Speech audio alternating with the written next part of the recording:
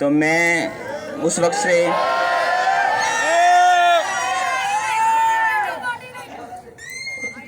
جب سے اس پروگرام کا میں حصہ بنا ہوں اس وقت سے لے کے ابھی تک میں یہی سوچ رہا ہوں کیا تاثرات پیش کروں.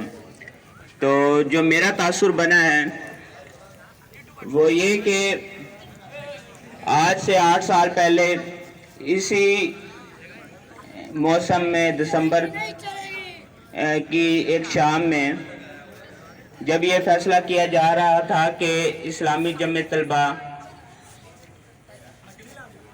علاقہ وسطی کو 2 حصوں میں تقسیم کر دیا جائے اور ایک نیا علاقہ جو علاقہ نیو سٹی کے نام سے معرض وجود میں لایا جائے، تو اس کے حوالے سے ہم ارکان جمعیت بڑے ہی پریشان تھے کہ یہ جو نیا علاقہ بننے جا رہا ہے اس میں تھوڑے سے ارکان اور 1-2 درجن کے قریب رفقا اور 40-45 کے قریب کارکنان کی ٹیم، کیسے یہ علاقہ چلے گا؟ تو آج 8 سال بعد مجھے بڑی خوشی ہوئی کہ یہ علاقہ جو چند ارکان، چند رفقا اور چند کارکنان پر مشتمل تھا، آج یہ بلا مبالغہ یہ کہا جا سکتا ہے کہ یہ سینکڑوں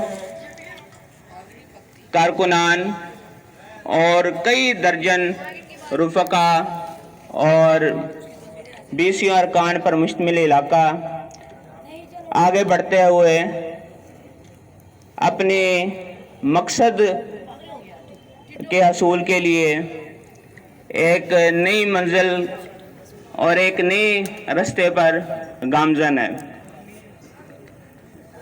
ابھی ایک ساتھی ادھر سکوت ڈھاکہ کے حوالے سے ترانہ پیش کر رہے تھے. بہت سے بچوں کے لیے لفظ سکوت ڈھاکہ اور اس ترانے کی جو پس منظر ہے اس سے ان کو نہیں معلوم کہ آیا کہ ابھی تک ہم اس سکوت ڈھاکہ کو لے کر کیوں ترانے پڑھتے ہیں، کیوں ان شہداء کو یاد کرتے ہیں. وہ سکوت ڈھاکہ جس کی مقصد کے لیے جمعیت کے ہزاروں کارکنان نے اپنی جان دی اور جس کو بظاہر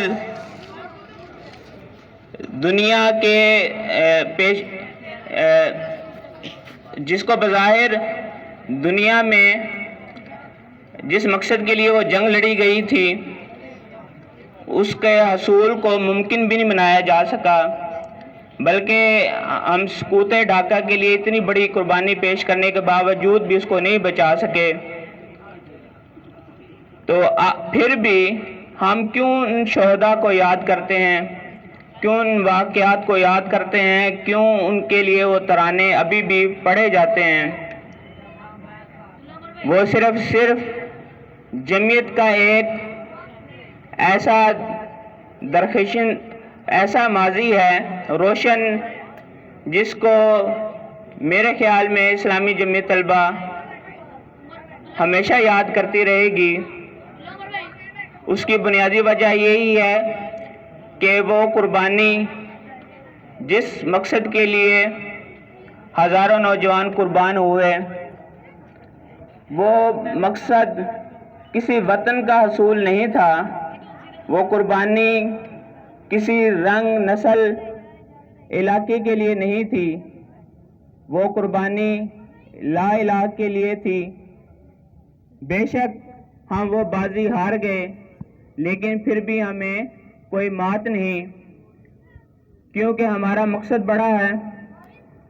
اور آئندہ بھی یہ واقعات یاد کرنے کا مقصد صرف یہی ہے کہ آئندہ بھی ہم ایسے کسی بڑے مقصد، کسی بڑے منزل کے حصول کے لیے ہر کسی قربانی کو اسلامی جمعیت طلبہ کے لیے قربانی دینے کے لیے تیار ہے. تو مجھے بڑی خوشی ہوئی کہ آپ لوگوں نے 2 روزہ تربیت گاہ کا انعقاد کیا۔ اللہ تعالیٰ اس تربیت گاہ کو اپنے جس مقصد کے لیے اس کو آرگنائز کیا ہے، ذمہ داران کی محنت کو قبول کرے۔ وآخر دعوانا ان الحمدللہ رب العالمین۔